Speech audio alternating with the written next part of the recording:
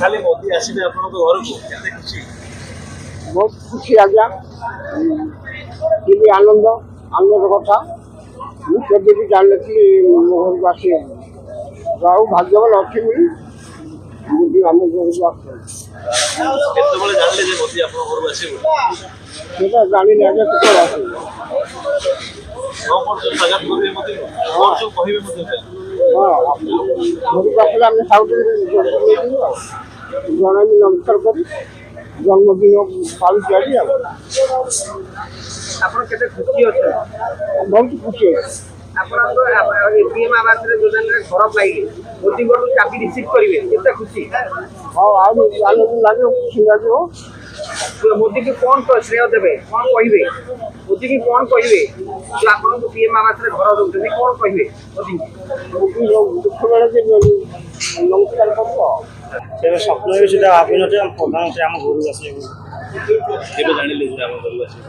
ପ୍ରଥମେ ତ ଆଗ ମୁଁ ଯେତେବେଳେ ବିଜେପି ସବୁ ଆସିଲେ ଘର ସିଏ କଲେ ଆମ ଘର ଯେତେ ଚଏସ୍ ହେଲା ମୁଁ ଭାବି କ'ଣ ମାନେ ଏମିତି ହେଉଛି ମାନେ ଘର କ'ଣ ଦେଖିବାକୁ ଭାବି ତାପରେ ଜାଣିବାକୁ ପାଇଛି ପ୍ରଧାନମନ୍ତ୍ରୀ ଘରକୁ ଉଦ୍ଘାଟନ କରିବାକୁ ଆସିବେ।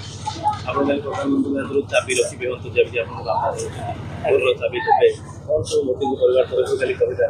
ଆଉ ଯାହା ଆମେ ଯାହା ଦୁଃଖ ଦିଅ ସବୁ ଜଣେଇବୁ ଆଉ ଯାହା ଦୁଃଖ ଦୂର ହେଇକି ସବୁ ଜଣେଇବୁ ଆଉ। ସ୍ୱପ୍ନରେ କେବେ ଭାବିଥିଲେ? ନା, ସ୍ୱପ୍ନରେ କେବେ ଭାବିନୁ କି କେବେ ବିଲିଭ୍ ବି କରିନଥିଲି ଯେ ମୋଦି ଆସିବ ବୋଲି ଆମ ଘରକୁ କି ଆମ ଗାଁ।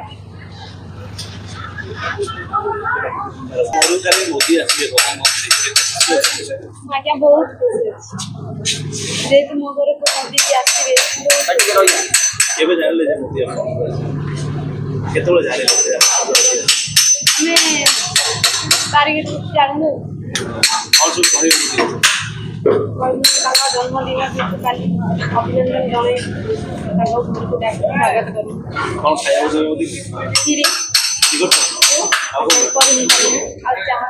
କ୍ଷୀରି ଚା ଦେବେ। ଆପଣ କେତେ ଖୁସି ପ୍ରକଟ ଅଛନ୍ତି ଯେ ଆବାସ ଯୋଜନା ଘର ଆପଣଙ୍କ ଘରକୁ ଆସୁଛନ୍ତି, କେତେ ଖୁସି? ପ୍ରଧାନମନ୍ତ୍ରୀ କ'ଣ କହିବେ? ବହୁତ ଖୁସି ଅଛି। ମନ୍ତ୍ରୀକି ଇଏ କହିଲେ ଆପଣ ଦେଇଥିବାରୁ ଆମକୁ ବହୁତ ଖୁସିରେ ଅଛୁ। ଆପଣ କ'ଣ ଗପ କିଛି କହିବେ କି ଗପ ଶୁଣାଇବେ, କ'ଣ କହିବେ ମୋଦିଙ୍କୁ କିଛି? ନାହିଁ।